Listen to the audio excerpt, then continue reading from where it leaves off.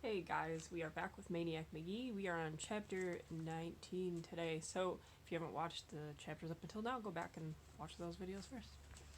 Alright, we left off. Amanda was trying to find a reason for Maniac to stick around because he's about to run off again. So, this chapter is going to tell us what that reason is. Chapter 19. If the wonders of the world hadn't stopped at 7, Cobble's knot would have been at number 8. No one knew how it got there. As the story goes, the original Mr. Cobble wasn't doing too well with the original Cobble's Corner grocery at the corner of Hector and Birch. In his first 2 weeks, all he sold was some Quaker oats and penner candy. Then one morning, as he unlocked the front door for business, he saw the knot. It was dangling from the flagpole that hung over the big picture window, the one that said Frosted Foods in icy blue letters. He got out a pair of scissors and was about to snip it off when he noticed what an unusual and incredible knot it was. And then he got an idea. He could offer a prize to anyone who untangled the knot. Publicize it. Call the newspaper. Winner's picture right on the front page. Cobble's Corner in the background. Business would boom. Well, he went ahead and did it. And if business didn't exactly boom, it must have at least peeped a little, because eons later when Maniac Magee came to town, Cobble's Corner was still there. Only now it sold pizza instead of groceries, and the price was different. It had started out being 60 seconds alone with the candy counter. Now it was one large pizza per week for a whole year, which, in time, made the knot practically priceless. Which is why, after leaving it outside for a year, Mr. Cobble took it down and kept it in a secret place inside the store and brought it out only to meet a challenger. If you look at old pictures in the Two Mills Times, you see that the knot was about the size and shape of a lopsided volleyball. It was made out of string, but it had more contortions, ins and outs, twists and turns, and dips and doodles than the brain of Albert Einstein. It had defeated all comers for years, including J.J. Thorndike, who grew up to be a magician, and Fingers Holloway, who grew up to be a pickpocket. Hardly a week went by without someone taking a shot at the knot and losing. And each loser added to the glory that awaited someone who could untie it. So you see, said Amanda, if you go up there and untie Cobble's knot, which I know you can, you'll get your picture in the paper, and you'll be the biggest hero ever around here, and nobody'll mess with you then. Maniac listened and thought about it, and finally gave a little grin. Maybe you're just after the pizza since you know I can't eat it. Amanda screeched, Jeffrey! The pizza's not the point. She started to hit him. He laughed and grabbed her wrists, and he said, okay, he'd give it a try. Chapter 20. They brought out the knot and hung it from the flagpole. They brought out the official square wooden table for the challenger to stand on, and from the moment Maniac climbed up, you could tell the knot was in trouble. To the ordinary person, Cobble's knot was about as friendly as a nest of yellow jackets. Besides the tangle itself, there was the weathering of that first year when the knot hung outside and became hard as a rock. You could barely make out the individual strands. It was grimy, moldy, and crusted over. Here and there a loop stuck out, maybe big enough to stick your pinky finger through, pitiful testimony to the challengers who had tried and failed. And there stood Maniac, turning the knot, checking it out. Some say there was a faint grin on his face, kind of playful, as though the knot wasn't his enemy at all, but an old pal just playing a little trick on him. Others say his mouth was more grim than grin, that his eyes lit up like flashbulbs, because he knew he was finally facing a knot that would stand up and fight, a worthy opponent. He lifted it in his hands to feel the weight of it. He touched it here and touched it there, gently, daintily. He scraped a patch of crust off with his fingernail. He laid his fingertips on it as though feeling for a pulse. Only a few people were watching at first, and half of them were Hex Angels, a roving tricycle gang of 4- and 5-year-olds. Most of them had had sneaker lace or yo-yo knots untied by Maniac, and they expected this would only take a couple of seconds longer. When the seconds became minutes, they started to get antsy, and before 10 minutes had passed, they were zooming off in search of someone to terrorize. The rest of the spectators watched Maniac poke and tug and pick at the knot. Never a big pull or yank, just his fingertips touching and grazing and pecking away like some little bird. What's he doing? Somebody said. What's taking so long? He gonna do it or not? After an hour, except for a few more finger-sized loops, all Maniac had to show for his trouble were the flakes of knot crust that covered the table. He ain't even found the end of the string yet, somebody grumbled, and almost everybody but Amanda took off. Maniac never noticed. He just went on working. By lunchtime, they were all back, and more kept coming. Not only kids, but grown-ups too, black and white, because Cobble's Corner was on Hector, and word was racing through the neighborhoods on both the east and west sides of the street. What people saw, they didn't believe. The knot had grown, swelled, exploded. It was a frizzy globe. The newspaper the next day described it as a gigantic hairball. Now, except for a packed-in clump at the center, it was practically all loops. You could look through it and see Maniac calmly working on the other side.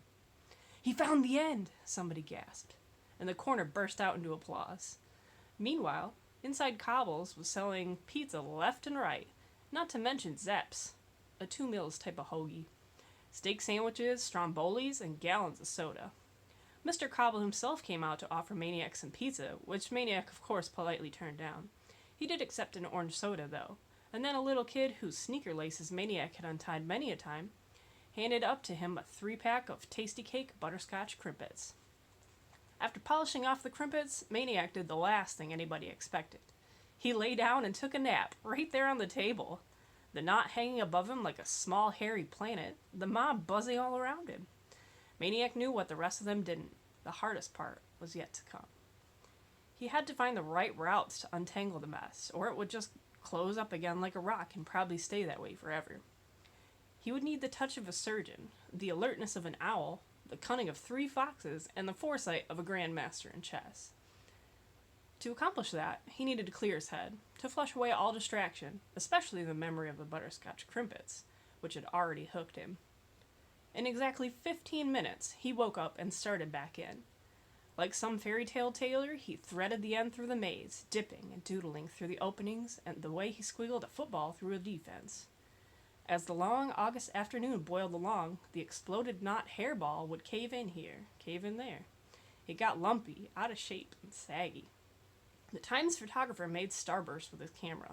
The people munched on Cobble's pizza and spilled across Hector from sidewalk to sidewalk and said, "Ooh" and "ah." And then, around dinner time, a huge roar went up, a volcano of cheers. Cobble's knot was dead, undone, gone. It was nothing but string. Chapter 21. Bugles, cap guns, sirens, firecrackers, war whoops. Cobble's Corner was a madhouse. Traffic had to beep and inch through the mob. Kids cried for autographs. Scraps of paper fluttered down in a shower of homemade confetti. A beaming Mr. Cobble handed up a certificate to Maniac for the year's worth of large pizzas. Maniac accepted it and said his thanks. The undone knot lay in a coiled heap at Maniac's feet. Mr. Cobble grabbed it. Already people were guessing how long it was. It turned out to be 4.5 blocks long. Someone tied it to a stop sign and started walking, and that's how far they got before it gave out. The yelling went on and on, the way yelling does, if only to hear itself. But one person wasn't yelling, Amanda Beale. She was holding one of the homemade confetti scraps, gaping at it. Then she was scrambling across the sidewalk, the street, shoving people aside, grabbing more scraps, crying out, "Oh no! Oh no!" And then she was running. Maniac saw. He leapt from the table. He picked up a scrap. There was printing on it about Africa. He picked up another. This one mentioned ants. Another, Aristotle. The Encyclopedia A. He followed the scrap paper trail up Hector and down Sycamore, all the way to the Beals' front steps. The only thing left of the book was the blue and red cover. It looked like something like an empty, loose-leaf binder. Amanda was hunched over, rocking, squeezing it to her chest. "It was my fault," she sobbed. "I got careless. I left it in the living room. Anybody could look through the window and... She clenched her eyes so tightly it was a wonder the tears got out. More than anything, Maniac wanted to hug Amanda and tell her it was okay. He wanted to go inside, be with his family, in his house, his room, behind his window. But that wasn't the right thing. The right thing was to make sure the Beals didn't get hurt anymore. He couldn't keep letting them pay such a price for him.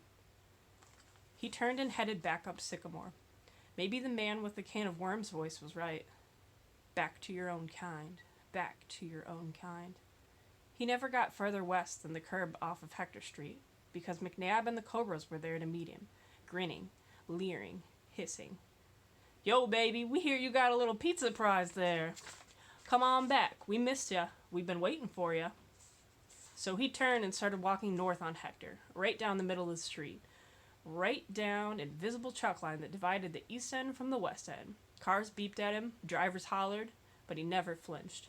The Cobras kept right along with him on their side of the street. So did a bunch of East Enders on their side. One of them was Mars Bar. Both sides were calling for him to come over. And then they were calling at each other, then yelling, then cursing. But nobody stepped off a curb. And everybody kept moving north, an ugly, snarling, black and white escort for the kid in the middle. And that's how it went. Between the curbs, smack dab, down in the center, Maniac Magee walked. Not ran. Right on out of town. So we are up to part 2 of the book. So a little over halfway through. I think maybe we'll do one more chapter. Chapter 22. If you were the baby buffalo at the Elmwood Park Zoo, maybe it would have gone something like this. You wake up, you have breakfast, compliments of mother's milk, you mosey on over to the lean-to. Surprise! A strange new animal in there. Bigger than you, but a lot smaller than Mom. Hair, but only on the top of its head. Sitting in the straw, munching on a carrot like Mom does. Every morning, same thing. You get to expect it. Some mornings you forget Mom's milk and head right on over to the lean-to. The creature offers you a carrot, but all you know how to deal with is milk. You nuzzle the new, funny-smelling, hairy-headed animal. It nuzzles you back. Mom doesn't seem to mind. After the nuzzling, the stranger climbs over the fence and goes away, not to return until that night. Only, one morning the stranger falls from the fence and lies on the ground, on the other side. It doesn't move. You try to poke your nose through the chain links, but you can't reach. You can only watch. Only watch. The old man was bumping through the zoo in the park pickup when he spotted the body clumped outside the buffalo pen. He wheeled over, got out. A kid! At first he could only stare at the body, then at the baby bison, whose large brown eyes seemed to be watching them both. The mother came lumbering over, nodding as if to confirm. A kid. The kid looked terrible. His clothes were scraps, rags. Wherever his body showed through, it was bony and dirty and scratched. The two bison, staring, seemed to say, "Well, do something." The old man gathered his bones and muscles as best he could and managed to hoist the kid and get him into the pickup. He laid him down on the seat, bent his legs so he could close the door. He knew he should take the kid straight to the hospital or a doctor, someplace official, someplace right. But the pickup just sort of steered itself back to the band shell, and there he was, lugging the kid into the baseball equipment room. The season was over by now, but the army green burlap bag still stood ready for the next ump to call, "Play ball!" He yanked out a couple of chest protectors and laid the kid down, careful with his head. At least he was breathing. Though it wasn't cold, it seemed as if the kid ought to be covered. So the old man took his winter work jacket off the hook and laid that over him. Then he waited and watched. With trembling, dusty fingers, he touched the kid's limp, scrawny hand. He had never really touched a kid's hand before. "Hey." The kid's voice was barely a squeak, but it threw him back. He dropped the hand. "Where am I?" The old man cleared his throat. "The band shell." "The band shell?" "In the back. Equipment room." The kid's eyes squinted, blinked. "And you?" "What about me?" "Who are you?" "Grayson." "Grayson? Do I know you?" He got up. "Guess you do now." He went to his hot plate, heated up some water, and made some chicken noodle cup of soup. He gave it to the kid, who was sitting up by now. "You want a spoon?" He looked as though he could hardly lift the cup. He held it with both hands and gulped it down. "Huh?" he said. "Never mind. You still hungry?" The kid flopped back down. "A little." "Wait here," said Grayson, and left. 10 minutes later, he was back with a Zepp, a large. It took the kid less time to polish it off than it had to take Grayson to get it. He told the kid not to eat so fast, he'd get sick. The kid nodded. Grayson said, "Where'd you get them scratches?" "Oh, some picker bush." "What were you doing there?" "Hiding."